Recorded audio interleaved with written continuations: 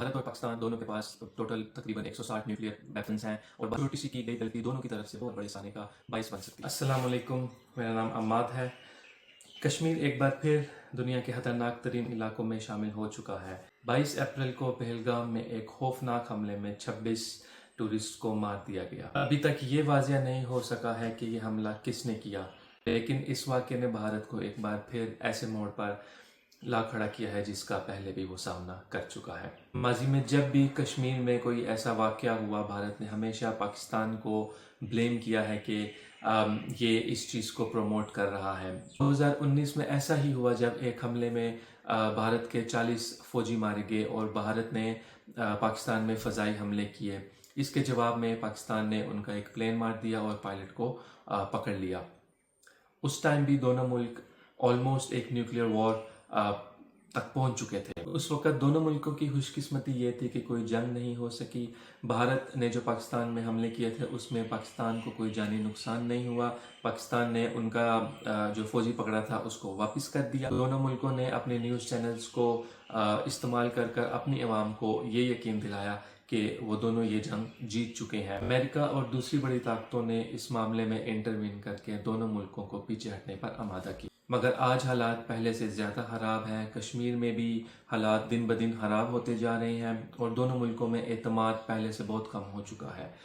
दुनिया की तवज्जो आज किसी और जगह पर छोटी सी की गई गलती दोनों की तरफ से बहुत बड़े साने का बायस बन सकती है। भारत और पाकिस्तान दोनों के पास टोटल तकरीबन 160 न्यूक्लियर वेपन्स हैं और भारत की ये पॉलिसी है जिसको वो फॉलो करता है कि वो पहले कभी भी इनका इस्तेमाल नहीं करेगा, जबकि पाकिस्तान इस चीज़ को देखता है कि अगर उनको खतरा महसूस होता है तो वो इस चीज़ का इस्तेमाल कर सकते हैं।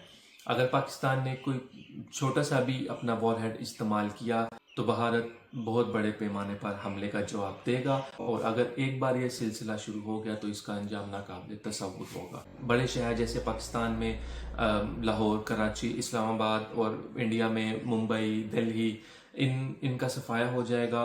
करोड़ों लोग मारे जाएंगे।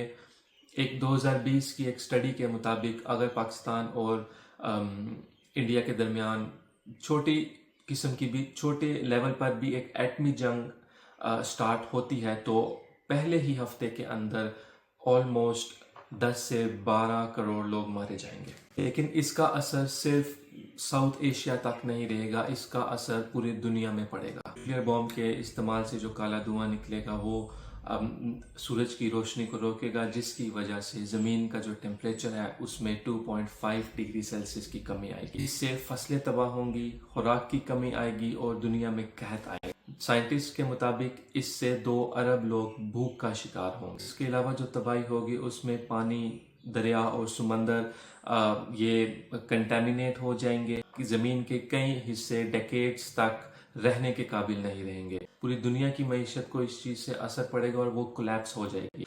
दुनिया में भारत आईटी, फार्मास्यूटिकल और ट्रेड का बहुत बड़ा मरकज़ है, जबकि दुनिया में पाकिस्तान की जियोग्राफिकल लोकेशन बहुत इंपॉर्टेंट है क्योंकि पाकिस्तान एक वाहिद मुल्क है जो चाइना को मिडिल ईस्ट से और साउथ एशिया से कनेक्ट करता है। दोनों मुल्कों के दरमियान जंग दुनिया की फाइनेंशियल मार्केट्स को तबाह कर देंगी। ऑयल की कीमतें आसमान को चली जाएंगी, जिससे तकरीबन हर चीज़ महंगी हो जाएगी और दुनिया में एक बहुत बड़ा रिसेशन आ जाएगा। इन दोनों की जंग से जो सर्वाइवर्स होंगे, जो बच जाएंगे, लाखों करोड़ों लोग अपने मुल्क छोड़ने पर मजबूर हो जाएंगे। बॉर्डर्स पर टेंशन और कशीदगी और ज़्यादा बढ़ जाएगी। दुनिया भर में एक पॉलिटिकल डिसबैलेंस नजर आए। तो हल क्या है? एटमी हथियार सिर्फ रोकने के लिए नहीं बल्कि दुनिया में इंसानियत को ख़त्म करने के लिए भी इस्तेमाल किए जा सकते हैं। भारत और पाकिस्तान के दरमियान एटमी जंग में सिर्फ इस खित्ते का मुस्तकबिल तबाह नहीं होगा बल्कि पूरी दुनिया पर इसका असर पड़ेगा। इसलिए अमन सिर्फ एक ऑप्शन नहीं है, एक ज़रूरत है। ये ज़िंदगी और मौत का मामला है। पाकिस्तान और इंडिया का हल कभी भी जंग में नहीं है। इन दोनों मुल्कों का हल सिर्फ एक ही चीज़ में है कि वो तहम्मुल से और अमन से एक जगह पर बैठें और बैठकर बातचीत करके मामले को हल करें। खुदा हाफिज़।